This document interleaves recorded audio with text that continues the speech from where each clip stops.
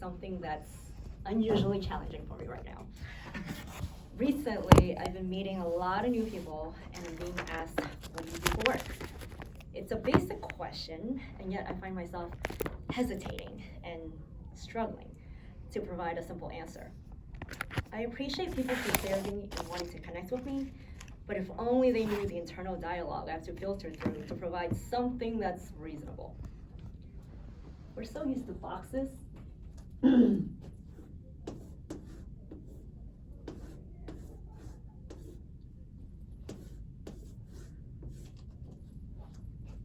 We live in boxes. We drive in boxes. And we work in boxes.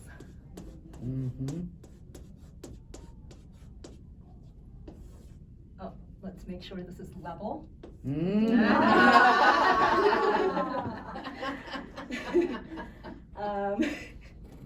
So we categorize people into boxes based on how they make their money, because presumably if you're spending 40, 50, 60 hours a week working on something, it must be something that resonates you and defines you somewhat. And depending on your job, we can assume all kinds of things about you. How well you're doing in life, what kind of lifestyle you lead. And years ago, this was interesting, I encountered someone who asked me with unusual sensitivity. She asked, how do you spend the majority of your time? I was so appreciative that this careful phrasing, because it's an open-ended question for me, and it leaves me with options. I've checked the engineer box, I've checked the interior design box, and I've checked the architecture box, with 3 degrees, 12 different workplaces, and 7 different cities. At the moment, I am doing none of this work, exclusively. So some days, I use all my acquired skills so that I can mentor architecture students in the morning, and I can freelance design in the afternoon, and tutor high school students in STEM topics in the evening. And other days, I only use one basic skill I learned at 16, which is to drive my little box on wheels around the city as I drive for Lyft. The days I drive for Lyft, I meet a lot of people who want to know what else I'm doing because they can't believe I'm just a perpetual freelancer. After sharing with them my work in tutoring and freelance design, they leave the car and they wish me good luck on finding your next job.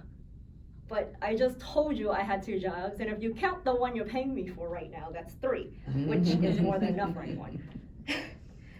I know I may sound non-committal and possibly flaky for having changed jobs and careers so often.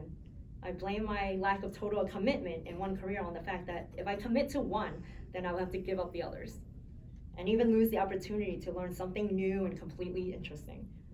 So I've decided to think of it this way. Jobs are like outfits for your life. If you get tired or outgrow it, just change into a different one. Following this analogy, what I'm wearing doesn't define me, and I can't possibly tell you who I am by what I do. In another instance, I was requested to submit a bio to share with the group at a spiritual retreat. Here, I tried the option of introducing myself through acronyms and labels, and these are all things related to personality tests, psychological traits, dispositions, and dysfunctions. Myers-Briggs tells me I'm an INFJ. Elaine Aaron says I'm an HSP. Gretchen Rubin calls me a rebel. The DISC personality test says I'm I for inspiring. Standout assessment tells me I'm the greatest value I bring to the team is stimulator and visionary. And let's just throw in ADD for a good measure. So while it's fun for me to look around and see who's kind of getting this alphabet soup riddle, it still leaves a gaping answer to the question, who are you? I don't believe I'm just the sum of parts of personality tics, traits, and dysfunctions. Some of these were developed from an early age as a response to my environment, and perhaps no longer serve me, which means I could drop it tomorrow if I consciously choose to. So these labels too are like a set of clothes we wear. It doesn't actually describe who we are, it's just how we are choosing to behave right now. I noticed that some people use the relations route, defining themselves as daughter, sister, godmother, baby mama, second cousin thrice removed. As concrete and unchanging these relations may be, I find that even this is hard for me to commit to. Not because I'm accounting for the broad spectrum of gender identities and their fluidity, but simply because, well, I believe in reincarnation. Meaning, I happen to be a daughter and sister this lifetime, but I was definitely a man many times before. The work we do, the way we act, and the people we associate with are merely temporary aspects of who we are. Every day, we're evolving and changing, and it makes me uncomfortable to define myself as any one thing, because of the simple fact, it excludes the possibility of growth and choice. I don't want to implant into other people's minds and inculcate into my own that I'm limited to only what I am today. Tomorrow, I may grow to become someone who chooses to embody the exact opposite thing I chose for today. I prefer to live in the possibility of all that exists versus that duality that's created by the boundary of a box.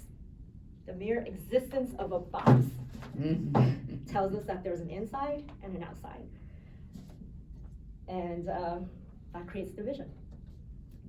So I wander often, somewhat nomadically, unbounded by my allegiance to nationality or culture.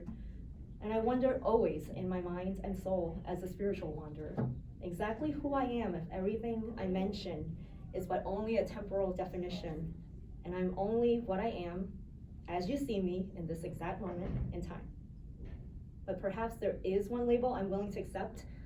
I'm okay introducing myself as a mystic, since that describes the truth seeker who seeks through experience.